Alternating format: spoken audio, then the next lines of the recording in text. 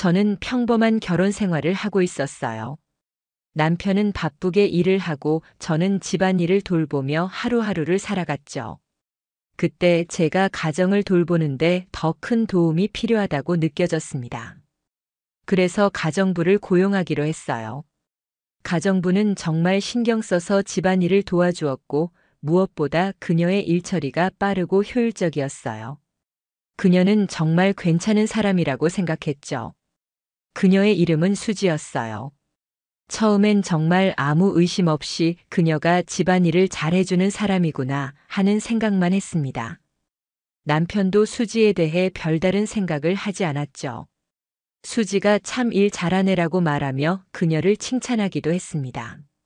저 역시 수지가 집안일을 잘 도와줘서 만족스러워하고 있었어요. 그런데 이상한 일이 벌어졌습니다. 하루는 집에서 일하다가 수지가 잠시 전화를 받으러 밖으로 나갔습니다. 그때 저는 수지의 휴대폰이 부엌 테이블 위에 놓여 있는 것을 보게 되었어요. 보통 이런 상황에서는 그냥 넘어가겠지만 왠지 모르게 그날은 제 눈이 그 휴대폰에 가게 되었죠. 수지가 갑자기 휴대폰을 놓고 갔다는 사실이 조금 이상하게 느껴졌어요. 그리고 그 순간 저는 무언가를 봤습니다. 화면에는 수지와 제 남편 사이의 대화가 떠 있었어요. 메시지 내용은 너무 충격적이었죠. 오늘 밤 우리 집에서 만나자. 아무도 없으니까. 남편이 보낸 메시지였습니다. 저는 그 메시지를 보고 눈을 떼지 못했습니다. 뭐지? 그 순간 머리가 하얘졌어요. 그게 남편의 문자라고. 그러니까 수지는 단순히 가정부가 아니었고 뭔가 다른 관계가 있다는 걸 느끼게 되었죠. 제 가슴은 마치 철판처럼 무겁게 내려앉았어요. 무슨 일이 일어나고 있는 건지, 왜 남편이 수지에게 이런 메시지를 보내는지 알 수가 없었습니다. 아무리 생각해도 이해할 수가 없었어요. 이게 정말 사실일까? 라는 의문이 제 머릿속을 꽉 채우기 시작했어요. 수지가 저에게 미소를 지으며 돌아올 때 저는 아무렇지 않게 웃으며 그 휴대폰을 그대로 두었어요. 하지만 그날 이후 저는 수지와 남편 사이의 관계를 조금씩 파헤쳐 나가기로 결심했어요. 다음 날부터 저는 일부러 수지와 남편이 대화하는 모습을 주의 깊게 살펴봤어요. 처음에는 아무 일도 없었던 것처럼 보였죠. 하지만 점점 그 둘 사이에서 뭔가 이상한 기운이 흐르고 있다는 걸 느꼈어요.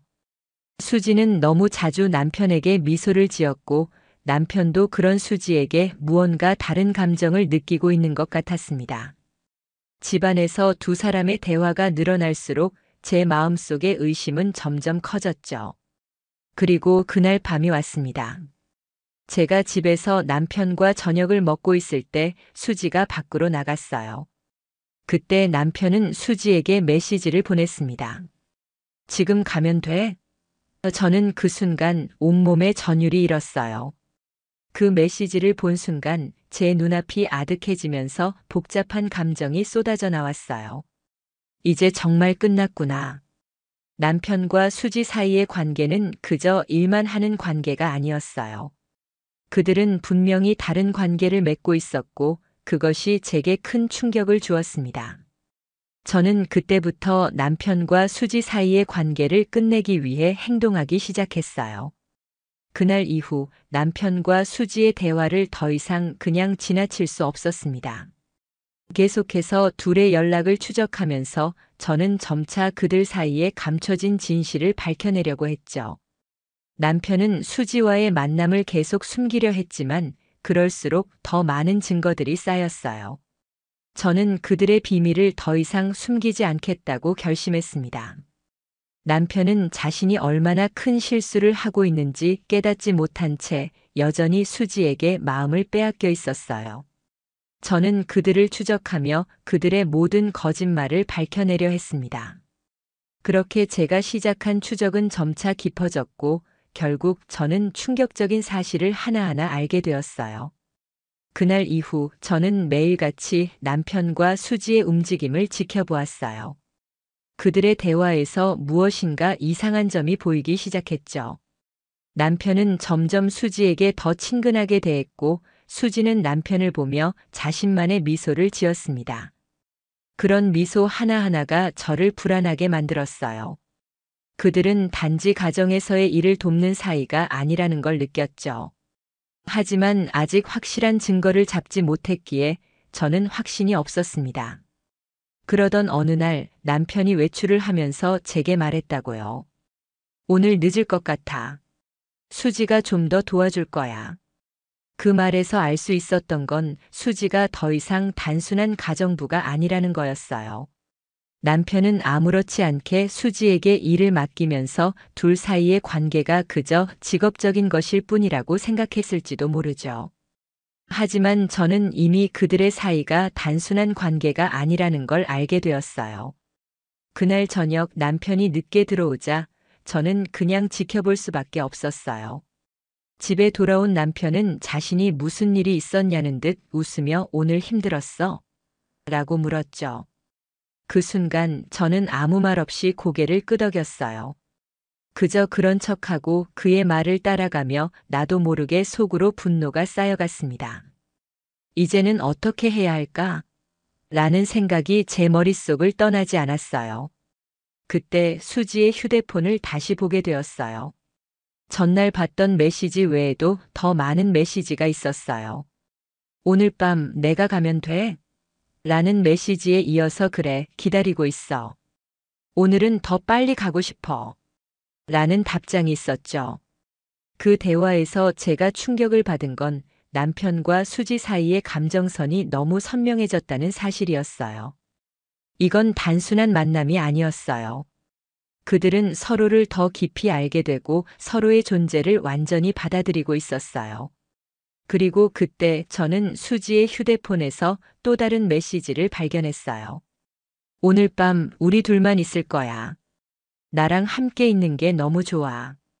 그 문자를 보고 저는 그동안 알지 못했던 사실들이 한꺼번에 밀려오는 것 같았어요. 수지는 단순히 남편에게 가사를 도와주는 것이 아니라 이미 그와 연애를 시작했다는 걸 확신할 수 있었죠. 모든 것이 너무 분명해졌습니다. 그리고 그 메시지 속에서 그들의 관계가 그저 우연히 발생한 것이 아니라 이미 계획적이고 의도적으로 시작되었음을 알게 되었어요. 이렇게까지 나를 속일 수 있단 말인가? 그 순간 저는 깊은 분노와 억울함을 느꼈어요. 그동안 모든 걸 믿고 살아왔지만 지금 그 믿음은 완전히 깨져버렸죠. 아내로서, 한 사람의 아내로서 그간의 모든 시간이 허상처럼 느껴졌습니다. 가정부는 그저 내가 맡기고 신경 쓰지 않은 부분에서 나의 행복을 갉아먹고 있었고 남편은 그 모든 것을 당연하게 받아들인 채 나에게 숨기고 있었습니다. 이제 저는 더 이상 가만히 있을 수 없다는 결정을 내리게 되었어요. 더 이상 이대로는 참을 수 없었습니다. 수지와 남편이 어떻게 이 관계를 계속 이어갈 수 있을지 그 관계를 끊어버려야 한다는 생각이 들었어요. 저는 단호하게 남편에게 이 사실을 알리기로 결심했어요. 그들에게서 모든 진실을 끄집어내고 그들이 제게 무엇을 숨기고 있었는지 확인해야 했어요. 다음 날 남편이 집에 들어왔을 때 저는 이미 결심을 굳혔습니다. 당신 수지와의 관계는 이제 끝내야 해. 그 말에 남편은 당황하며 저를 바라봤어요. 무슨 소리야? 무슨 일이 있었던 거야? 그때 저는 아무 말 없이 그의 휴대폰을 꺼내 보였어요. 이 메시지들 다 봤어. 이게 도대체 뭐야? 남편은 그제야 표정이 일그러졌고 말을 잇지 못했어요. 남편은 그때부터 완전히 말문이 막혔습니다. 제가 그 메시지를 보여주자 남편은 한동안 아무 말도 하지 않았어요. 그는 피하려는 듯이 고개를 돌리며 저를 피했죠. 그 모습에서 그의 죄책감이 느껴졌습니다. 저는 더 이상 참을 수 없었어요. 남편이 저에게 말해야 할 진실을 숨기고 있다는 사실에 모든 감정이 복잡하게 얽히고 폭발할 것 같았어요. 그의 얼굴에서 당황스러움이 묻어났고 그 표정은 점점 더 절망적으로 변해갔습니다. 당신이 뭘 숨기고 있는지 이제 알았어. 더 이상 말해봐야 아무 소용없다는 걸 알아. 그렇지? 제가 차갑게 말하자 남편은 침묵을 지켰습니다. 제 마음속에서는 분노가 점점 커졌어요. 그동안 믿고 의지했던 남편이었기에 배신감이 더욱 강렬하게 밀려왔습니다. 그가 수지와 무엇을 했는지, 어떻게 그렇게 나를 속일 수 있었는지 이해할 수 없었어요. 수지와의 관계는 끝내야 한다고. 끝까지 나를 속이지 마. 남편은 그제서야 조금씩 말을 시작했어요. 그게 아니야, 그냥. 그의 말은 제대로 이어지지 않았어요. 제가 그를 향해 한 걸음 다가가며 그게 아니라면 왜 이런 메시지를 보내? 왜 이렇게 나를 속인 거야? 라고 물었을 때 남편은 깊은 한숨을 쉬며 마침내 입을 열었어요. 미안해, 정말 미안해. 나는 수지와 그렇게 될 줄은 몰랐어. 처음에는 단순히 집안일을 도와주는 사람이라고 생각했는데 점점 그런 감정을 느끼게 됐어. 남편의 목소리는 떨리고 있었고 그가 얼마나 당황하고 있는지 느껴졌어요. 그 말에 저는 정말 화가 나기 시작했습니다. 그렇다면 그동안 내가 어떻게 지내야 했어? 수지한테 뭔가를 숨기면서 나에게는 아무 말도 없이 이런 일을 벌인 거야? 남편은 제게 아무 말도 하지 않았어요. 그가 말할 때마다 점점 더 고통스러워 보였고 저는 그런 모습을 보기만 해도 참을 수 없었어요. 내가 그동안 얼마나 속았는지, 얼마나 그에게 의지하고 있었는지 떠오르며 마음이 아팠습니다. 너는 나를 얼마나 얕봤던 거야? 내가 이렇게까지 괴로워하는 걸 알면서도 계속 숨기고 거짓말을 해왔던 거야? 저는 더 이상 참을 수 없었습니다. 그의 얼굴을 보고 있을 때마다 분노가 치밀어 올라 목소리마저 떨렸죠. 그럼 수지는? 그녀는 이제 어떤 관계였던 거야? 단순한 가정부가 아니었다는 걸 인정해. 그동안 나한테 숨겼던 거 아니냐고. 남편은 그제서야 조금씩 고백하기 시작했어요. 사실, 내가 수지를 처음 만났을 때는 그냥 일을 잘하는 가정부일 줄 알았어. 그런데 어느 순간부터 그녀와 함께 있는 시간이 길어지면서 나도 모르게 감정이 커져갔어. 남편의 말이 들려올 때마다 제 안에서는 분노와 아픔이 동시에 솟구쳤어요. 그럼 내가 뭐야? 내가 당신 아내라고 생각했어? 아니면 그냥 바보 취급했어? 그 순간 남편은 고개를 숙이며 더 이상 말을 이을 수 없었어요. 그의 표정에서 자책과 후회가 묻어났고 그 모습은 제게 또 다른 상처가 되었어요. 이제 다 끝났어. 이대로 계속할 수 없겠다는 걸 알아. 나는 더 이상 이 관계를 계속할 수 없어. 저는 단호하게 말을 끊었어요. 그동안 믿었던 모든 것이 한순간에 무너진 느낌이었어요. 그동안 내가 얼마나 바보처럼 지냈는지 알겠어. 이제 수지와의 관계는 끝내야 한다고. 그 후 남편은 아무 말 없이 고개를 끄덕였어요. 그의 입술은 떨리고 있었고 그가 무엇을 더 말할지 알 수 없었어요. 저는 그때 남편이 후회하는지 여부에 대해 더 이상 생각하지 않기로 했어요. 그가 말할 수 없을 만큼 깊은 후회에 빠져 있든 아니든 상관없었어요. 지금 중요한 것은 그가 나를 속였고 나의 신뢰를 완전히 깨트렸다는 사실이었어요. 남편은 결국 수지에게 모든 것을 끝내기로 결심한 듯 보였어요. 그가 수지에게 연락을 하려는 모습을 지켜보며 저는 그의 행동을 신뢰할 수 없었어요. 그가 정말로 수지와의 관계를 끊을 수 있을까? 아니면 또 다른 거짓말을 할 것인가? 모든 의문이 제 머릿속을 떠나지 않았어요. 이 상황에서 나는 더 이상 그를 믿을 수 없었어요. 그날 밤 남편은 집에 돌아왔습니다. 그는 전날과 달리 유난히 조용했어요. 평소 같으면 저에게 하루 일을 이야기하며 웃음도 섞어가며 이야기했을 텐데 오늘은 그저 말없이 조용히 들어왔습니다. 그 모습을 보며 저는 더 이상 참을 수 없었습니다. 이제는 그 어떤 말도 듣고 싶지 않았어요. 그동안 그렇게 숨겨왔던 모든 비밀들이 이제 다 밝혀졌다고 생각하니 가슴속에서 분노가 솟구쳤습니다. 오늘은 어디 갔다 온 거야? 내가 묻자 남편은 잠시 망설이다가 그냥 일이 좀 늦었어라고 대답했어요. 그런데 그 대답이 더 이상 저를 속이지 못한다는 걸 그도 알았던 걸까요? 그게 무슨 말이야? 이제 그만해. 제가 차갑게 말하자 남편은 저를 피하는 듯한 눈빛을 보냈습니다. 그 눈빛에서 점점 더 죄책감이 드러났죠. 미안해, 정말 미안해. 남편은 이제는 떨리는 목소리로 말했다고요. 미안하면 뭐해? 어떻게 그럴 수가 있어? 제가 속으로 삼키며 그 말을 내뱉었어요. 그 말에 남편은 아무 대답도 하지 않았습니다. 그는 그냥 고개를 숙이며 저를 피하려 했고 그 모습을 보며 제 마음은 점점 더 차갑게 식어갔어요. 그동안 제가 얼마나 그를 믿고 살아왔는지, 그 믿음을 얼마나 쉽게 배신했는지 생각할수록 가슴이 미어졌습니다. 당신은 나에게 말도 없이 그렇게 배신을 했어? 내가 얼마나 믿었는데.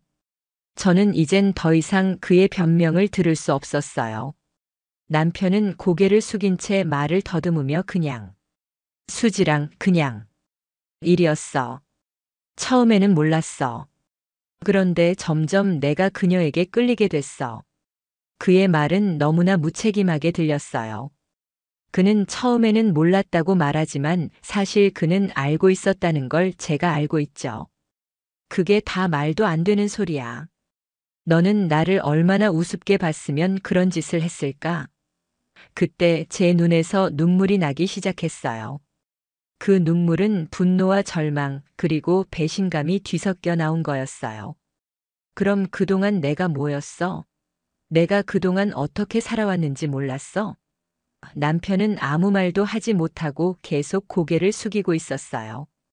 그의 입술은 떨렸고 얼굴은 너무나 창백해 보였어요. 그가 정말로 후회하고 있는 건지 아니면 그냥 상황을 모면하려는 건지 구분이 안 갔어요. 너는 나한테 얼마나 큰 상처를 줬는지 알아? 저는 다시 한번 물었죠. 그는 알고 있어. 미안해라고 말했지만 그 말에 더 이상 아무런 의미도 없었습니다. 그날 이후 저는 남편과 더 이상 같은 공간에 있기 힘들어졌어요. 그가 나를 속였다는 사실을 받아들이기 어려웠고 그가 나에게 말한 미안해라는 말은 그저 한낱 변명일 뿐이라는 걸 알고 있었습니다. 그동안 그렇게 사랑했던 사람이었는데 이제는 그와 대화할 용기도 그와 함께 있을 힘도 없었습니다. 너는 내가 얼마나 믿었는데 이렇게 배신을 할 수 있어? 제가 다시 한번 물었을 때 남편은 고개를 숙인 채 아무 말도 하지 않았습니다. 그 순간 저는 이 모든 것을 끝내야겠다고 결심했습니다. 너와는 더 이상 살 수 없어. 그 말에 남편은 마치 전기 충격을 받은 듯 놀란 표정을 지었어요. 그게 무슨 말이야? 남편이 물었지만 저는 더 이상 대답할 마음이 없었어요. 그의 모든 말이 제 귀에선 아무 의미도 없었죠. 이제 모든 걸 끝내자. 수지와의 관계도 우리 결혼 생활도 다 끝내야 해. 그 말이 끝나자 남편은 고개를 들었고 그 순간 그의 얼굴에 어떤 감정이 스쳐 지나가는 것 같았어요. 그가 후회하고 있는 것처럼 보였지만 이제는 그 감정도 저에게 의미가 없었습니다. 너는 나에게 너무 많은 상처를 줬어. 이제 그만 보내줘. 남편은 아무 말 없이 고개를 숙였습니다. 그 모습이 너무 비참하게 느껴졌어요. 그날 밤 저는 집을 나갔습니다. 더 이상 그와 함께 있을 수 없다는 생각이 들었고 그와의 모든 것이 끝났다고 느꼈어요. 그리고 그날 밤 제가 떠난 이후로 남편은 다시는 나를 찾지 않았어요. 그저 시간을 보내며 후회만 했겠죠. 하지만 그 후회가 과연 진심이었는지 그건 알 수 없었습니다. 저는 그에게 더 이상 아무것도 기대하지 않았고 이제는 제 인생을 다시 시작할 준비를 했습니다. 그 다음 날 저는 결정을 내렸습니다. 더 이상 이 결혼을 지속할 이유가 없었어요. 그동안 느껴왔던 모든 의심과 배신이 한꺼번에 폭발하며 저는 남편과의 대화를 통해 마침내 결말을 지었습니다. 아내로서 또 사람으로서 저는 그가 저에게 숨겨왔던 모든 것에 대해 더 이상 속을 수 없다는 사실을 받아들였어요. 남편은 여전히 고백을 하며 울고 있었어요. 정말 미안해. 수지와는 그런 관계가 아니었어. 그냥 일이었어. 그 말이 저에게 더 큰 분노를 일으켰어요. 그게 일이었으면 왜 나에게 그런 모습을 보였을까? 그게 일이었으면 왜 이렇게 몰래 하고 숨겼을까? 그런 생각이 머릿속을 떠나지 않았습니다. 그럼 왜 나에게 이런 비밀을 숨겼어? 왜 수지에게 그런 메시지를 보냈어? 남편은 아무 말도 하지 못한 채 그저 고개를 숙였어요. 그 모습이 제게는 더 이상 아무 의미가 없었어요. 그렇게 말해도 이제 다 늦었어. 이제 당신과 나는 끝이야. 저는 말을 꺼내며 한 걸음 물러섰어요. 남편은 절대 받아들이지 못하는 표정을 지었지만 저는 이미 마음을 정했어요. 그를 믿을 수 없다면 함께 살 이유가 없다. 그 순간 저는 남편에게 모든 걸 내던졌고 우리의 결혼 생활은 완전히 끝났습니다. 그 이후로 남편은 계속 저에게 연락을 시도했어요. 처음엔 메시지를 보내며 미안하다고 다시 시작할 수 없냐고 묻더니 점차 집 앞에서 기다리기도 했죠. 하지만 저는 그가 더 이상 나에게 필요한 사람이 아니라는 것을 확신하고 있었어요. 그는 나를 속였고 그 배신은 더 이상 용서할 수 없다. 그렇게 마음을 다잡으며 저는 남편과의 모든 연락을 끊었습니다. 그날 이후로 제 삶은 조금씩 나아지기 시작했어요. 물론 마음 한구석에서는 여전히 그와의 추억이 떠오르기도 했지만 그때마다 저는 자신에게 이렇게 말했어요. 나는 더 이상 그와 함께할 수 없다. 내가 나를 위해 살아야 한다. 그래서 저는 다시 일상 속에서 자신을 찾으려고 노력했죠. 친구들과의 시간을 보내고 여행도 가고 오랜만에 나만의 시간을 갖기 시작했어요. 그 무엇보다 중요한 건 이제 내가 나의 인생을 다시 주도할 수 있다는 것이었어요. 수지는 그 후로 어떻게 되었을까요? 남편과의 관계는 끝났다고 했지만 나는 그저 그들이 다시 만나지 않기를 바랄 뿐이었어요. 수지가 남편에게 어떤 영향을 미쳤는지는 중요하지 않았어요. 이제 중요한 것은 내가 다시 시작할 수 있다는 거였죠. 그와 함께했던 시간은 이제 제게 지나간 일이었고 더 이상 마음을 쓰지 않기로 결심했습니다. 이제는 제 자신에게 집중하며 나만의 행복을 찾기로 했어요. 그리고 시간이 흐른 뒤 제 삶은 다시 안정되었어요. 나는 더 이상 그와의 관계에서 상처를 받지 않으려 했고 남편도 결국 그 자리에서 물러났습니다. 그가 이제 더 이상 내 삶의 일부분이 아니었고 그저 지나간 과거로 남게 되었죠. 마지막으로 저는 이렇게 생각해요. 모든 것은 다 이유가 있었을 거야. 그 고통이 없었다면 지금의 저는 없었을 거예요. 이 모든 경험들이 제게 중요한 교훈을 주었고 저는 그 교훈을 바탕으로 앞으로 나아가기로 했습니다. 이젠 더 이상 과거에 얽매이지 않고 내 삶을 책임지기로 다짐했어요. 고등학교 땐 영원히 변하지 않을 사랑을 꿈꿨는데 막상 살아보니 완벽한 커플이란 것도 결국 포장지에 불과했죠. 사람들은 제게 운 좋다고 했지만 그 행운의 실체는 차마 입 밖으로 꺼내기조차 부끄러운 것이었습니다. 그래서 이제 다 말해보려 합니다. 어디서부터 어떻게 시작해야 할지 모르겠지만 긴 이야기가 하나 있어요. 저와 제 아내 지연에 관한 이야기죠. 우리는 고등학교 시절부터 사귄 흔히 말하는 고딩 커플이었고 어느덧 9년을 함께 했습니다. 처음 시작은 조금 유치했던 고등학교 댄스 파티였어요. 사실 모두가 의무적으로 참여하던 그런 행사였죠. 사람들은 늘 우리를 완벽한 커플이라고 불렀지만 사실 서로의 꿈은 전혀 달랐어요. 저는 학업에 집중해서 법대에 진학하고 훗날 변호사가 되는 게 목표였고 지연이는 연예계에서 성공한 배우가 되는 꿈을 품고 있었죠. 저는 그녀의 꿈을 응원했지만 솔직히 말하자면 그 꿈이 현실이 될 수 있을지 살짝 불안하기도 했어요. 저는 판례집과 로스쿨 준비에 파묻혀 있을 테고 그녀는 전국을 돌며 오디션을 보러 다닐 테니까요. 지연이는 저보다 2살 많았지만 건강 문제로 중학교 시절에 1년 휴학한 적이 있어서 학년은 제 아래였어요. 왜 그런지는 아무리 물어봐도 알려주지 않았고 오히려 예민하게 반응하곤 했죠. 지금 와서 돌아보면 그때 그 사실을 알았더라면 우리의 관계는 거기서 끝났을지도 모르겠어요. 무슨 말인지 곧 알게 될 거예요. 고등학교를 졸업한 후 저는 서울을 떠나 지방에 있는 로스쿨로 진학하게 되었고 그때부터 우리 둘은 장거리 연애라는 걸 시작하게 되었어요. 알아요. 누구나 말하죠. 장거리 연애는 망하는 지름길이라고. 하지만 저는 정말로 성공시키고 싶었어요. 매일 밤 통화했고 명절이나 생일엔 꼭 서울로 돌아와 그녀를 찾았죠. 가끔은 그녀가 바쁘다며 통화를 못하는 날도 있었지만 그땐 그냥 그러려니 했어요. 크게 신경 쓰지 않았죠. 그러다 어느 날 지연이 고등학교를 졸업하고 나서 유럽으로 연기 유학을 가겠다고 선언했어요. 같은 나라 안에서의 장거리도 힘든데 대륙 하나를 사이에 둔 연애라니요. 당연히 걱정됐죠. 하지만 지연은 수많은 통화와 매일 밤 영상통화를 약속하며 저를 안심시켰어요. 그렇게 그녀는 유럽에서 배우의 꿈을 쫓았고 저는 서울에 남아 로스쿨 강의실과 도서관을 오가며 바쁘게 살아갔습니다. 로스쿨에 다니는 동안 저는 참 다양한 사람들을 만났어요. 그중엔 물론 여성들도 있었죠. 하지만 저는 한 번도 선을 넘은 적이 없었습니다. 시험이 발등에 떨어진 상황에서 연애는 사치였거든요. 로스쿨 졸업시험, 변호사 시험까지. 제 앞에는 풀어야 할 인생의 난제가 산더미처럼 쌓여 있었으니까요. 몇 년이 훌쩍 지나 저는 서울법학전문대학원을 졸업하고 변호사 시험에도 합격했어요.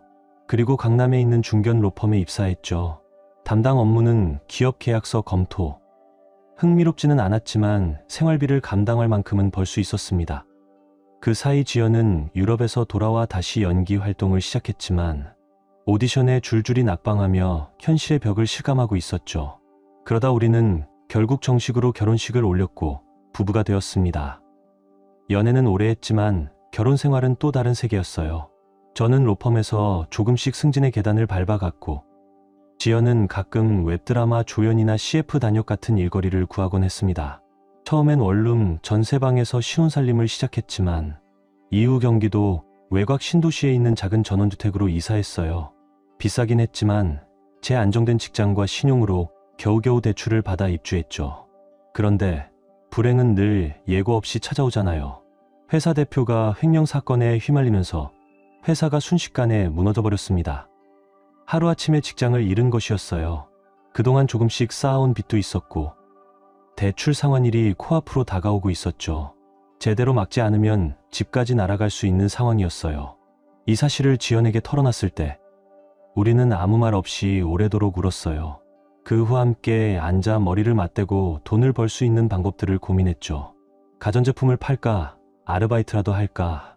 심지어는 편의점 알바나 패스트푸드 주방도 생각했어요. 하지만 그런 걸로는 역부족이었죠. 가라앉는 배에 밴드를 붙이는 격이랄까요. 상황은 점점 더 심각해졌고 이자 납입일이 임박할수록 마음속 압박감은 커져만 갔습니다. 그리고 어느 날 그녀가 믿기 힘든 소식을 털어놓았습니다. 지연이 모 방송사에서 비밀리에 드라마 계약을 따냈다는 거예요. 아직 공개할 수는 없고 계약상 아무에게도 말하면 안 된다고 했죠. 솔직히 좀 수상하긴 했어요. 하지만 그땐 절박했으니까요. 의심보다는 살아야 한다는 현실이 더 컸습니다. 그렇게 시간이 흘렀고 지연은 점점 더 많은 출연 경력을 쌓아갔어요. 처음엔 작은 역할이었지만 갈수록 출연 횟수도 많아지고 한동안은 대출 이자도 그녀 월급으로 충분히 갚을 수 있었죠. 드라마 쪽은 워낙 보안이 철저하잖아요. 지연이 촬영 중인 작품에 대해 말을 아끼는 것도 이해하려고 했어요. 스포일러 유출이 큰 문제라는 얘기는 워낙 많이 들었으니까요. 게다가 월급만큼은 충분했어요. 덕분에 대출 이자도 문제없이 내고 있었고 우리 삶은 다시 안정을 되찾는 듯 했죠. 그때는 정말 거짓된 평화라도 좋다고 생각했어요. 그저 아무 일 없던 것처럼 살아가고 싶었어요. 하지만 우리 부부 사이는 이미 차가워지고 있었어요. 함께 밥을 먹는 시간도 줄고 대화도 줄었죠. 부부라기보다 예전의 연애 감정이 식은 동거인 같았어요. 6개월 정도는 큰 탈 없이 그렇게 흘러갔습니다. 이젠 이자 날짜에 떨지 않아도 됐고 밤마다 집을 잃는 악몽에서 벗어날 수 있었죠. 그러던 중 저는 새로운 법률 사무소에 재취업하게 됐어요. 이전보다 작지만 서민법률구조나 공익소송에 집중하는 곳이었어요. 연봉은 줄었지만 오히려 보람 있는 일을 한다는 기분에 마음은 가벼웠어요. 한편 지연의 경력도 빠르게 쌓여갔어요. 그녀의 수입은 해마다 늘었고 비싼 옷도 입고 명품 가방도 슬쩍 보이기 시작했어요. 그런데 이상하리만치 그녀는 자신이 무슨 일을 하는지 거의 말하지 않았어요. 그저 촬영 스케줄이 바빠라는 말뿐. 점점 의심이 들기 시작했죠. 집을 지탱하는 돈이 어디서 오는지도 모른다는 건 좀 이상하잖아요? 하지만 스스로 내가 너무 예민한가 보다 하며 애써 눈을 감고 넘겼습니다. 저도 새로운 직장에 적응해야 했고 운동도 다시 시작하며 자기관리에 집중하던 때였거든요. 식단을 바꾸고 일주일에 3번씩 헬스장을 다니기 시작했어요.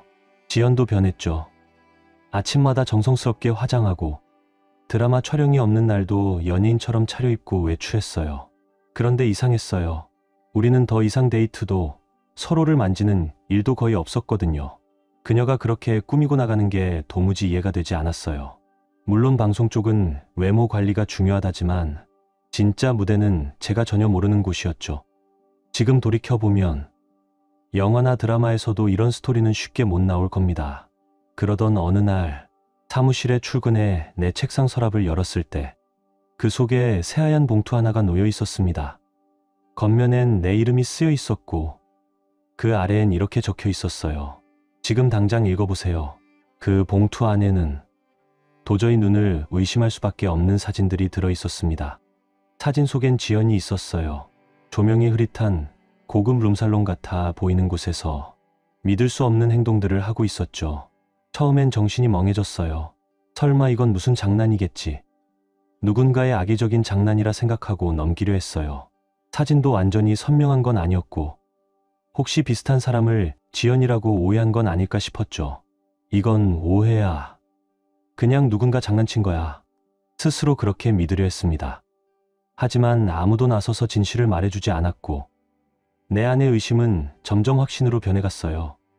결국 더는 눈 감고 있을 수 없다는 걸 깨달았어요. 이전 로펌에서 공익소송으로 받았던 소액수당을 조금 모아두었던 터라 그 돈으로 사설 탐정을 의뢰하기로 했습니다. 저는 직접 룸살롱을 기웃거릴 시간도 없었고 솔직히 마음속으론 그 진실을 마주할 용기도 부족했죠. 그리고 혹시나 제가 괜한 오해를 한 거라면 지연에게 상처를 줄 수도 있으니 확실한 증거 없인 절대 입 밖에 꺼내고 싶지 않았어요. 탐정 비용이 싼 건 아니었지만 그는 정말 철저하게 일했어요. 사진의 출처를 추적하고 관련 장소와 사람들을 조사한 뒤 하루 만에 정밀 보고서를 제게 전달했죠. 보고서엔 고화질 사진 여러 장이 함께 첨부되어 있었고 거기엔 어떤 의심도 불가능한 명확한 진실이 담겨 있었어요. 지연. 9년 동안 내 곁을 지켜온 그 여자가 서울 강남 한복판에 있는 비공개 커플 전용 고급 룸살롱에서 실질적인 메인 역할을 맡고 있었다는 사실이 거기 또렷이 적혀 있었습니다. 심장이 철렁 내려앉고 숨이 목에 걸려 올라오지 않았어요. 명치 아래가 얼음물에 흠뻑 젖은 듯한 감각이 밀려왔습니다. 9년의 결혼 생활, 대출금 다 갚고 나면 아이도 낳자고 이야기했던 모든 계획이 한순간에 물거품처럼 느껴졌습니다. 도무지 믿을 수 없었어요. 함께 울고 웃고 힘든 시절을 함께 버텨낸 그녀가 어떻게 결국 답을 얻어야겠다는 생각뿐이었어요. 그날 밤 저는 거실 불을 켜두고 그녀를 기다렸습니다. 밤이 깊어지고 새벽이 가까워져 올 즈음 지연이 조심스레 현관문을 열고 들어왔어요. 제가 깨어있는 모습을 보곤 깜짝 놀란 눈치였어요. 평소 같았으면 제가 이 시간엔 이미 코를 골며 자고 있었을 테니까요. 지금 와서 생각해보면 그날 그녀가 놀란 표정을 지었을 때 이미 알았어야 했어요. 그건 분명한 위험 신호였어요. 하지만 사람 마음이 어디 그렇게 쉽게 돌아서나요. 우리는 무언가를 너무 늦게 깨닫는 것을 지각이라고 부른다. 지나고 나면 보이는 게 있다는 말, 그땐 참 절절히 느꼈죠. 제 바지 주머니 안엔 그녀의 진실을 증명하는 사진들이 묵직하게 들어 있었지만 그래도 먼저 지연의 입으로 직접 듣고 싶었어요. 그래서 물었습니다. 지연아, 너 왜 강남 그 비밀클럽에서 일하고 있었어? 그녀는 마치 뺨을 맞은 사람처럼 순간 눈이 커지더니 작은 목소리로 이렇게 말했어요. 자기야, 무슨 소리야. 나 그런 데서 일한 적 없어. 누가 그런 얘기했어? 왜 나한테 이런 말 하는 거야? 그녀는 마치 제가 헛것을 보고 헛소리를 한다는 듯 저를 바라보았어요. 분노가 목끝까지 차오르려는 걸 겨우 삼키며 저는 최대한 침착하게 다시 한번 진실을 말해달라고 했습니다. 하지만 지연은 계속 부정했어요. 내가 미친 사람이라도 된 것처럼 절 쳐다보았죠. 그 순간 저는 더는 참을 수 없었어요. 주머니에서 사진을 꺼내 하나씩 테이블 위에 펼쳐놓았습니다. 그리고 말없이 그녀를 바라봤습니다. 사진을 한 장 또 한 장 확인할 때마다 그녀 얼굴에서 피가 싹 빠져나가는 것 같았어요. 죄책감이 마치 온몸에서 후끈후끈 열처럼 번지는 게 느껴질 정도로요. 그때서야 어떤 의심도 사라졌습니다. 그 사진 속 여자는 분명히 지연이었어요. 하지만 뜻밖이었죠. 거짓말이나 화를 내는 대신 지연은 조용히 고개를 떨구더니 눈물을 뚝뚝 흘리기 시작했어요. 우리 집 지키려고 그런 거야. 대출금 우리 살려고 그랬어. 내가 정말 미안해. 나 이렇게까지 될 줄 몰랐어. 자기한텐 말 못했어. 말하면 나를 어떻게 볼까봐 두려웠어. 그녀의 눈물은 흘러내렸지만 제 가슴 속 배신의 경고음은 점점 더 커져만 갔습니다. 그래도 그건 아니지. 날 실망시킬까봐 무서웠다는 게 날 배신할 이유가 될 순 없어. 그녀의 사과는 부러진 뼈에 밴드를 붙인 느낌이었어요. 하나도 낫지 않아요. 오히려 더 아팠죠. 지연은 계속 말했어요. 정말 상처 주려던 게 아니야. 몰랐어. 이렇게 들킬 줄도 몰랐고 그냥 우리 둘 다 무너지는 게 싫었어. 하지만 전 믿을 수 없었어요. 그 어떤 핑계로도 그 행동은 정당화될 수 없었어요. 그래서 물었어요. 그럼 지금은 왜 안 그만뒀는데? 나 새 직장 생긴 지 몇 달은 됐잖아. 우린 둘이서도 충분히 버틸 수 있었잖아. 그녀는 말문이 막혔고 사실 그때쯤이면 저도 더 이상 듣고 싶지 않았어요. 그리고 그제야 모든 퍼즐이 맞춰졌어요. 거실 옷걸이에 걸려있던 명품 브랜드 옷들, 집 안곳곳에 놓인 비싼 인테리어 소품들, 끝도 없이 쌓여있는 그녀의 옷과 구두, 가방들.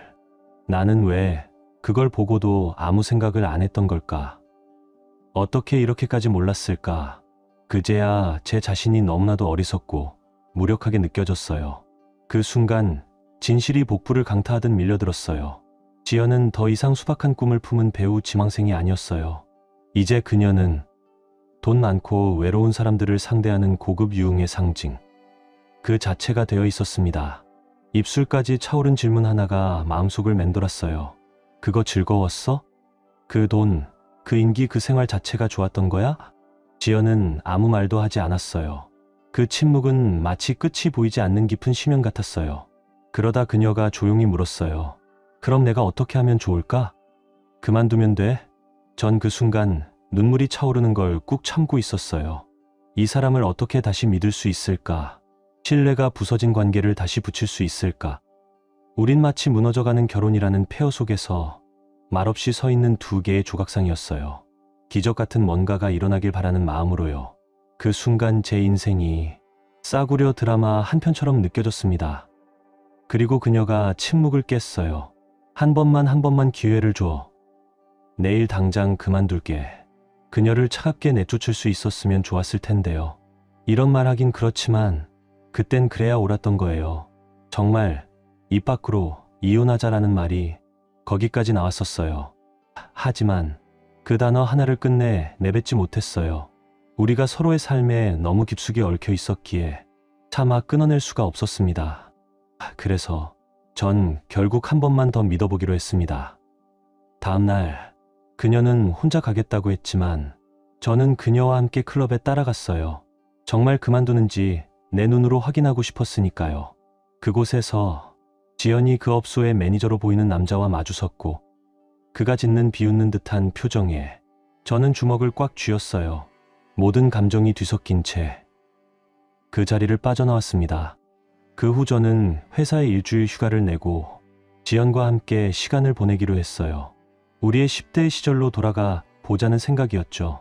어릴 적처럼 서로 장난치고 괜히 싸우고 웃고 떠들고 잠깐이나마 정말로 우리가 다시 예전으로 돌아갈 수 있을 것 같은 착각이 들었습니다.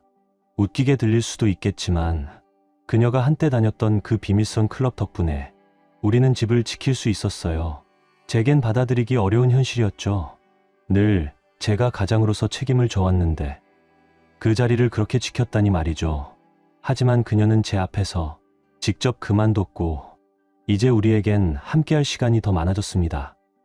또 다른 일주일이 지나고 지연은 새로운 일을 찾아 여기저기 이력서를 넣기 시작했어요.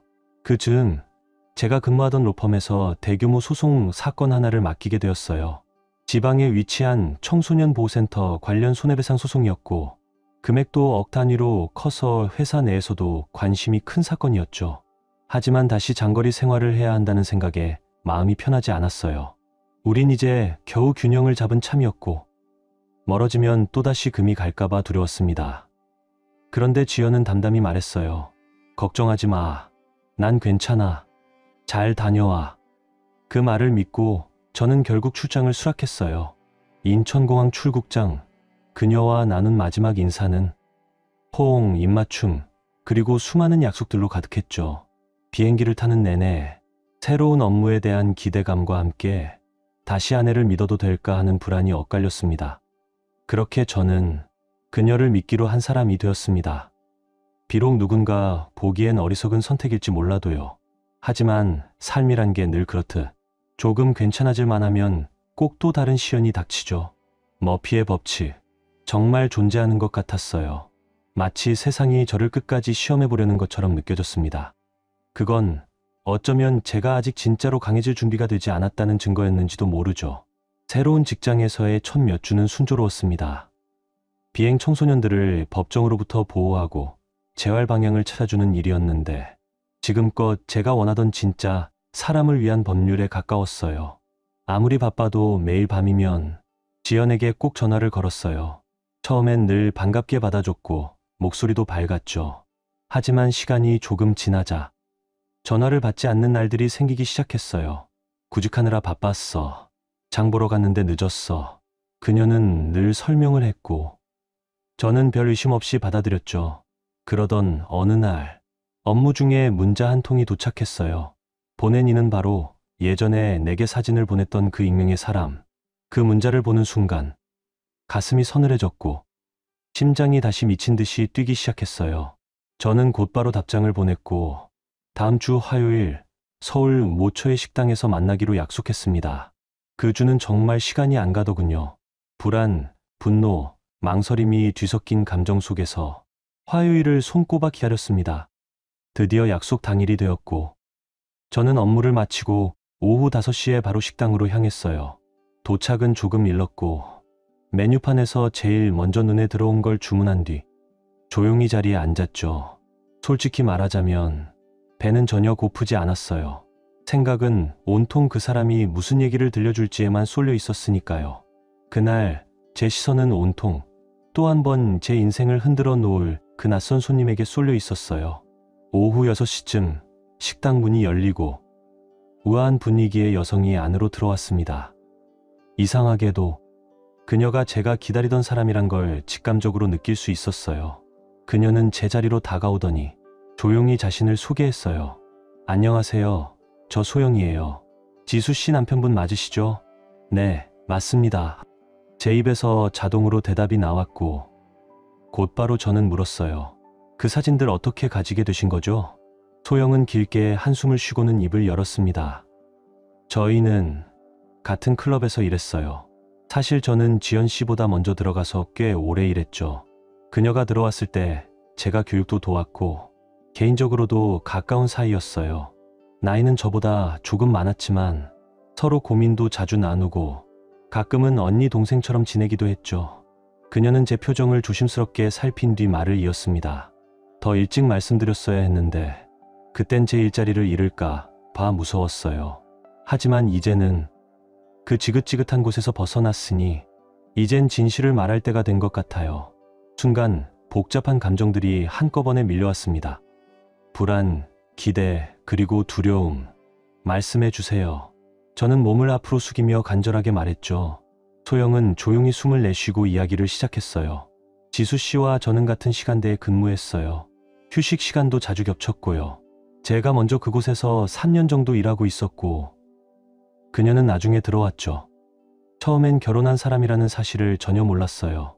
혹시 이런 일이 정말 하고 싶은 일이냐고 내가 물었을 때마다 그녀는 늘 응, 이게 내가 선택한 길이야 라고 확신 있게 말했어요. 그래서 저는 더 이상 의심하지 않았어요. 사실 그녀가 처음 들어왔을 때 제가 신입교육을 도왔던 사람이었어요. 그렇게 자연스럽게 가까워졌고 서로 고민도 나누면서 언니 동생처럼 지냈죠. 나이는 지연 씨가 조금 많았지만 그만큼 책임감도 느껴졌고요. 시간이 지날수록 그녀가 변해가는 걸 느꼈어요. 예전엔 조용히 퇴근하던 사람이 점점 더 손님들과 친해지고 명품 가방이나 비싼 화장품 이야기도 자주 하게 되었거든요. 처음엔 근무가 끝나면 바로 퇴근하곤 했어요. 조용했고 대화도 적었죠. 그런데 어느 순간부터 변화가 느껴지기 시작했어요. 손님들과도 자주 얘기하고 직원들과도 더 가까워졌고 무엇보다 옷차림이 점점 화려해졌어요. 그런 업장 특성상 치장하는 건 당연하긴 했지만 지수 씨는 수준이 달랐어요. 그러던 어느 날 근무를 마친 그녀가 저에게 같이 근처 클럽에 가자고 제안했어요. 술도 좀 마셨고 그녀는 제법 취했지만 전 다음날 일이 있어 조금만 마셨죠. 소영은 지연이 너무 취한 상태라 그녀를 무작정 보낼 수 없다고 판단했어요. 그래서 직접 대리운전을 불러 끝까지 함께 택시에 동승의 집 앞까지 데려다 줬다고 했죠. 그 돌아가는 길 지연이 조용히 물었답니다.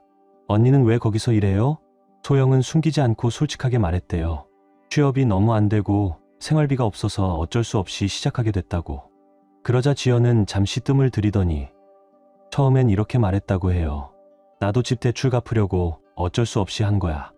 하지만 술이 좀 더 돌았던 걸까요? 잠시 후 그녀는 이렇게 덧붙였다고 했어요. 사실 이 생활이 편하더라. 돈도 잘 벌리고 명품도 맘껏 사고 이런 생활도 나쁘지 않아. 그리고 그날 밤의 결정적 장면, 소영의 말에 의하면 지연은 자기 모르게 이런 말을 했대요. 언니 목소리 우리 남편이랑 진짜 비슷하네. 그 말을 듣는 순간 소영은 가슴이 철렁 내려앉았다고 했어요. 그제야 지연이 결혼 사실을 숨기고 있었다는 걸 눈치챘고 그게 저일 수도 있다고 직감한 거죠. 그래서 소영은 몰래 사진을 찍고 SNS 계정을 뒤져 제 근무처를 알아낸 뒤 직접 봉투를 제 사무실 책상에 놓고 간 것이었습니다. 그 말을 듣는데 숨이 턱 막히는 것 같았어요. 그날 밤 지연과 대면했던 장면이 머릿속을 계속 되감기처럼 떠올랐죠. 처음엔 우리를 위해 시작했지만 결국은 너 자신을 위해 계속한 거잖아. 그때 느꼈던 감정은 제 직감이 틀리지 않았다는 확신과 그걸 무시하고 약하고 순진했던 제 자신에 대한 후회였어요. 제 표정이 어두워진 걸 본 소영은 잠시 말없이 기다렸어요. 저는 고개를 끄덕이며 조용히 말했습니다. 솔직하게 말씀해 주셔서 감사합니다. 전 이혼을 준비하고 있습니다. 소영은 고개를 끄덕이고는 말없이 식당을 떠났고 그렇게 제 인생에서도 사라졌습니다. 하지만 모든 게 끝난 줄 알았던 그때 또 다른 폭탄이 터졌습니다. 이혼 서류를 정리하던 중 등기로 한 통의 서류가 도착했어요. 보낸 사람은 지연, 그녀가 먼저 이혼 소송을 제기한 겁니다. 그리고 서류엔 저에 대한 온갖 황당한 주장이 적혀 있었어요. 폭언, 방임, 심지어 외도까지. 심지어 소영과 식당에서 함께 있는 사진까지 첨부되어 있었습니다. 그 순간 깨달았어요. 지연은 계속 제 동선을 감시하고 있었던 겁니다. 분노와 불안이 한꺼번에 밀려왔지만 이젠 더는 감정에 휘둘리면 안 된다고 마음을 다잡았어요. SNS를 통한 온갖 비방과 명예훼손, 그리고 아내의 소송 선제 공격까지 더해졌지만 전 확신했어요. 그녀가 주장하는 모든 건 터무니없는 거짓이라는 거요. 가장 먼저 한 일은 예전에 고용했던 사설 탐정에게 다시 연락하는 것이었습니다. 그동안 수집해둔 자료들을 정리하고 핸드폰과 노트북에도 이중 백업을 해뒀어요. 이제는 방어가 아니라 반격할 준비가 되었으니까요. 그녀가 먼저 성공을 날렸다면 이제 제 차례였죠. 그리고 조심스럽게 소영에게 연락을 했습니다. 그녀가 법정에서 증인으로 나서줄 수 있겠냐고. 지연은 제가 소영과 주고받은 대화 일부를 캡처해 저를 외도와 부당행위의 가해자처럼 꾸며서 고소한 상태였어요. 다음 날 밤 소영에게서 답장이 도착했습니다. 네, 괜찮아요. 날짜만 알려주세요. 저는 그녀에게 다음 달로 예정된 이혼 조정기일을 전달했고, 그날 밤 서류들을 밤새 정리하며 최종 대면의 날을 준비했습니다. 그리고 드디어 한 달 후 서울가정법원 조정실 앞 지연과 마주하기 위한 날이 찾아왔습니다. 소영을 픽업해서 함께 법원으로 향했고, 그녀는 미리 조용히 방청석에 앉았어요. 지연이 눈치채지 못하게 하기 위해서였죠. 그녀가 날 기습적으로 공격했다면 전 있는 그대로의 진실로 맞설 준비가 되어 있었습니다. 잠시 뒤 제 변호사도 도착했고 우리는 간단히 전략을 확인했습니다. 그리고 45분쯤 늦게 지연이 화려한 옷차림의 친척들과 함께 등장했어요. 그 옆엔 말쑥한 정장 차림의 남자가 있었고 지연을 쏙 빼닮은 어린 여자아이도 동행했죠. 그 모습을 보며 묘한 이질감과 싸늘한 직감이 올라왔습니다. 몇 분 후 담당 판사님이 들어오셨고 이혼 조정 절차가 시작되었습니다. 먼저 지연 측 변호사가 일어났고 그가 내뱉은 촌마디는 나를 아연실색하게 만들었어요. 의뢰인은 남편에게 외도와 강압적인 태도를 당했고 심지어 생계 활동을 방해당하며 심각한 정신적 고통을 겪었습니다. 그는 마치 시나리오라도 짠 듯이 저를 더 높은 연봉을 받게 된 직후부터 아내를 무시하고 직장을 그만두게 만들고 새로운 직장을 찾는 것도 도와주지 않았다고 주장했어요. 그 말은 정말 말도 안 되는 가해자 프레임이었죠. 그런데 그의 말은 여기서 끝이 아니었습니다. 지연 측 변호사는 덧붙였어요. 피고는 이혼 후에도 위자료를 지급하지 않겠다는 의사를 밝히며 의뢰인을 경제적 파탄에 빠뜨리려 하고 있습니다. 그리고 제가 상상조차 하지 못했던 가히 소설 같은 주장을 내놓았습니다.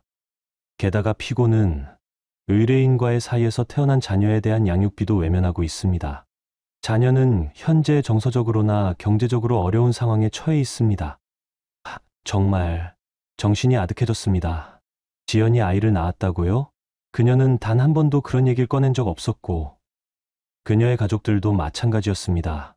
우리는 아이 계획조차 세운 적이 없었고 그녀 옆에 앉은 그 여자아이는 대략 11살쯤 되어 보였어요.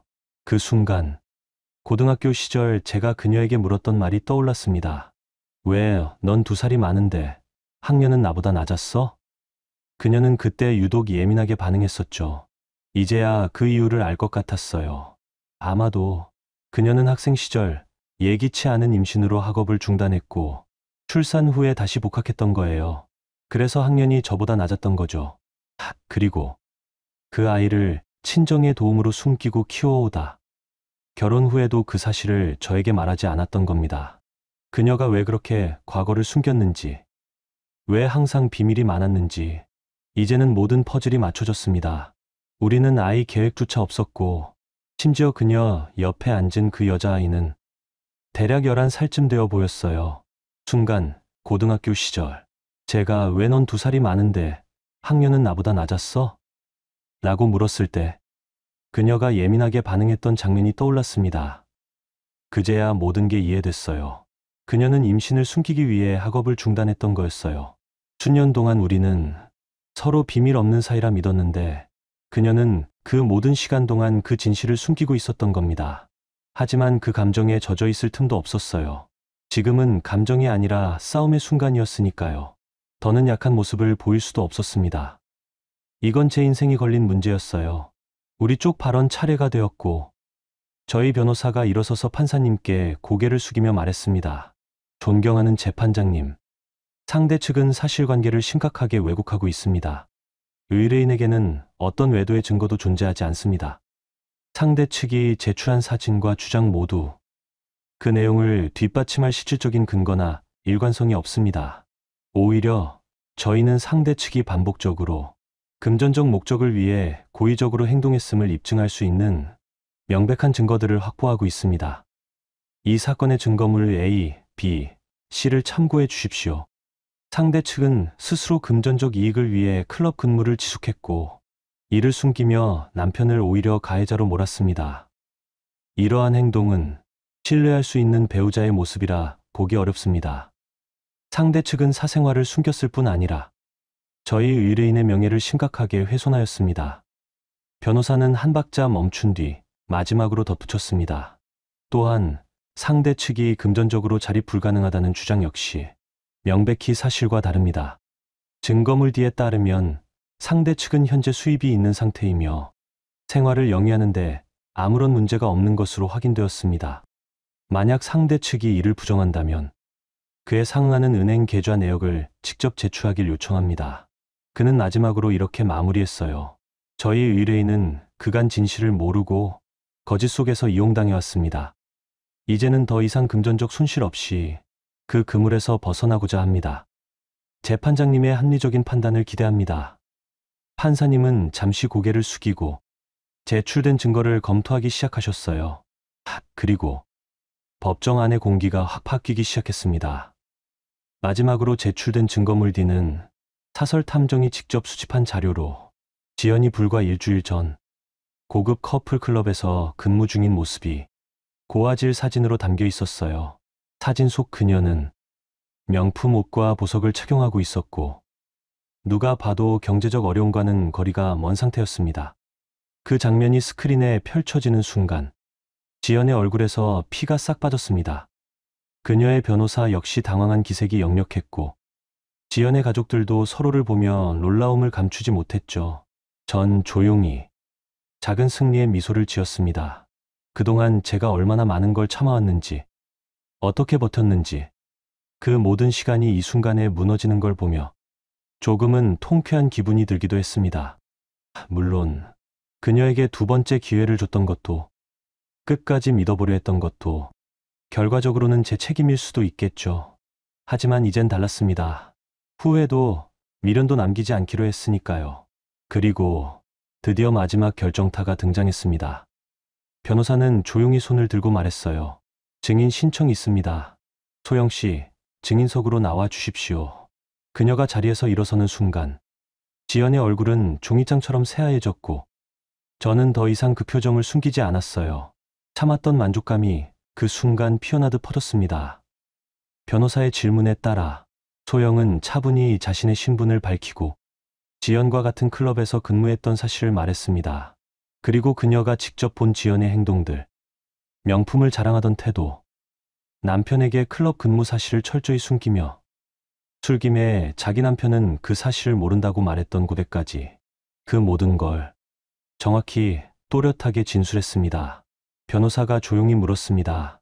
소영 씨, 혹시 피고와 함께 촬영된 사진에 대해 설명해 주실 수 있겠습니까?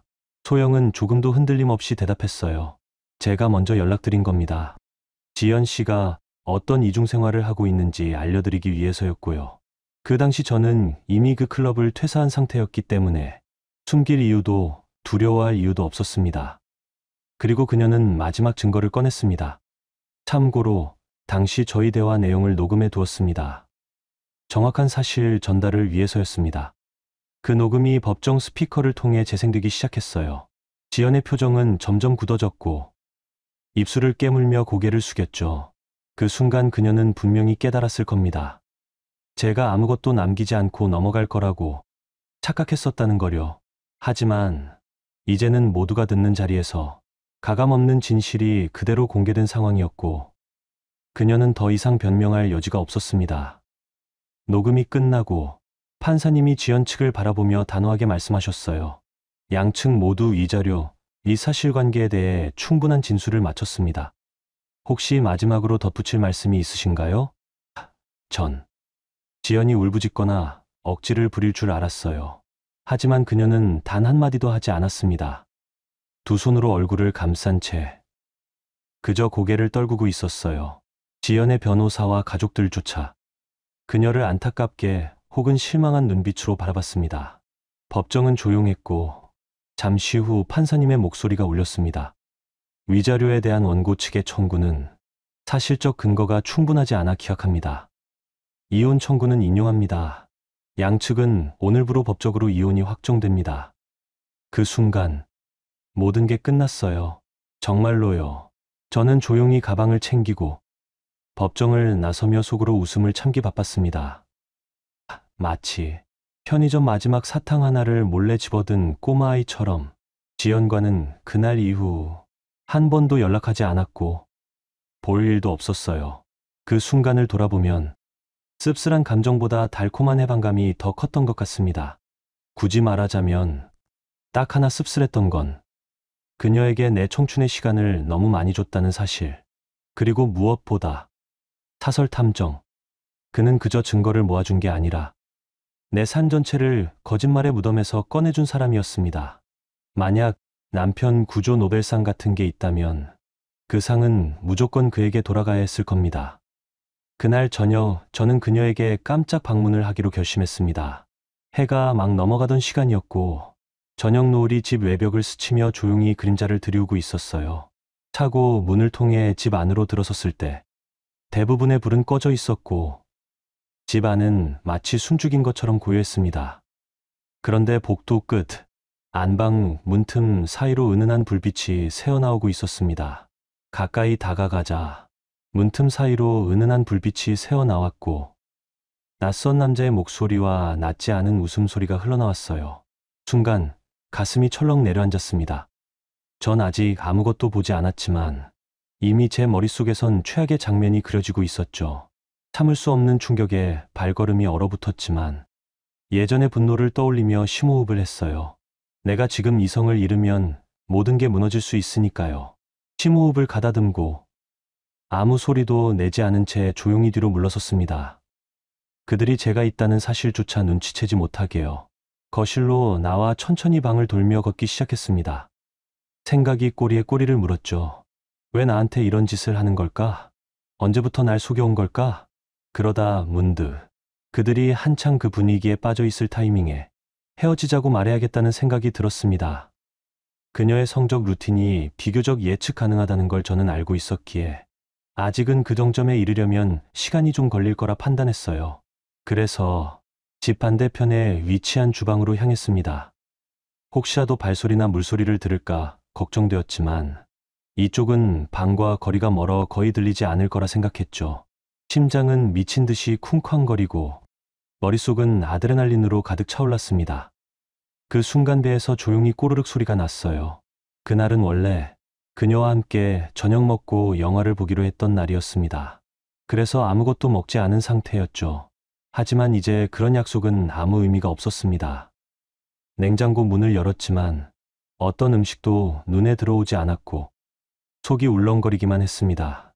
그때 팬트리 구석에 놓인 팝콘 상자가 눈에 들어왔어요. 예전에 우리가 함께 극장에서 먹던 그 팝콘과 같은 브랜드였죠. 손에 들고도 망설였습니다.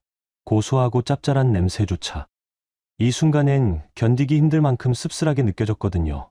결국 그 상자를 조용히 다시 내려놓고 주먹을 꽉 쥔 채 조용히 거실 쪽으로 돌아갔습니다. 나는 조용히 거실로 돌아와 불 꺼진 방들을 천천히 둘러보았습니다. 이 집은 언젠가 우리 둘만의 성처럼 느껴졌던 공간이었죠. 함께 가구를 고르고 벽지를 붙이고 비가 오던 날 테라스에 둘이 앉아 웃던 그 기억들까지 하나하나 떠올랐습니다. 하지만 지금 이 집은 더 이상 추억이 머무는 장소가 아니었습니다. 그저 진실을 숨긴 수많은 그림자들이 겹겹이 드리워진 낯선 공간처럼 느껴졌습니다. 그리고 그 순간 깨달았어요. 나는 더 이상 이 관계를 회복하고 싶지도 붙들고 싶지도 않다는 거요. 아무리 시간을 되돌린다고 해도 이미 부서진 믿음은 예전 그대로 돌아갈 수 없다는 걸 그제야 뼈저리게 느꼈습니다. 나는 방 문을 두드리지 않았습니다. 그녀와 그 남자가 있는 그 방 앞에서 말도 눈물도 분노도 꺼내지 않았죠. 그저 내 방으로 돌아가 그동안 모아두었던 서류들을 꺼내고 가방에 하나씩 정리해 넣었습니다. 이제 내가 할 일은 분명했습니다. 내가 잃은 시간을 복구할 순 없지만 앞으로의 시간을 지켜내는 건 오로지 내 몫이라는 것을요. 다음 날 아침 지연은 아무 일 없었다는 듯 커피를 내리고 있었어요. 하지만 저는 말없이 가방을 들고 나섰습니다. 현관을 나서기 전 한마디만 남겼죠. 이제 나부터 살아보려고 해. 그녀는 놀란 듯 저를 바라봤지만 저는 고개도 돌리지 않았습니다. 그 순간부터 나는 나 자신을 위한 삶을 다시 쓰기 시작했습니다. 몇 달 후, 이혼이 정식으로 확정되었고, 지연은 양육권과 최소한의 양육비만을 인정받았습니다. 소영 씨는 끝까지 증인으로서 함께해 주었고, 나는 그녀에게 진심 어린 감사 인사를 전했죠. 그녀는 조용히 웃으며 이렇게 말했어요. 당신은 생각보다 강한 사람이에요. 그걸 잊지 마세요. 시간은 흘러 나는 다시 법률 사무소의 일상으로 돌아왔습니다. 물론 상처가 완전히 아물진 않았어요. 밤마다 문득 떠오르는 장면들, 무너졌던 감정의 잔해들이 불쑥불쑥 찾아오곤 했죠. 하지만 이상하게도 그 모든 걸 받아들이는 게 점점 쉬워지고 있다는 걸 느꼈습니다. 나는 더 이상 사랑이라는 이름에 휘둘리지 않기로 했어요. 사랑은 때로 위로가 되지만 때로는 가장 잔인한 흉기라는 걸 이제는 잘 알고 있으니까요. 주말이면 혼자 근교에 나가 산책을 하고 책을 읽고 조용한 카페에서 하루를 보내기도 합니다. 사람들과 새로운 관계를 맺기보단 나 자신과 천천히 다시 친해지는 시간을 보내고 있어요.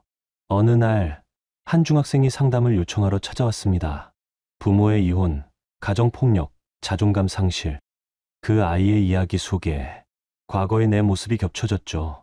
나는 조용히 아이의 말을 듣고 이렇게 말해주었습니다. 괜찮아. 지금 내가 겪는 혼란도 언젠가 끝나. 그리고 너는 그 누구보다 강해질 거야. 그 말은 결국 나 자신에게도 하는 말이었는지도 모르겠습니다. 지연과의 시간은 내 인생에서 결코 지우고 싶은 과거는 아닙니다. 그 안에는 분명 사랑도 있었고 희망도 있었고 서로를 지키고자 했던 마음도 있었으니까요. 하지만 결국 우리는 다른 방향을 바라보게 된 사람들이었을 뿐입니다. 나는 이제 더 이상 누군가를 통해서가 아니라 나 스스로 행복을 정의하려고 합니다. 어쩌면 그게 진짜 어른이 된다는 의미일지도 모르겠네요. 지금 이 글을 읽는 당신에게 말하고 싶습니다. 누군가에게 버려졌다고 느끼는 순간, 사실은 그 사람 없이도 살 수 있다는 가능성이 열리는 순간이기도 합니다. 나도 그렇게 무너진 자리에서 일어났고, 이제는 더 이상 흔들리지 않습니다. 그리고 언젠가 진짜 사랑이 온다면, 그땐 내가 먼저 나 자신을 사랑하고 있다는 걸 잊지 않으려 합니다.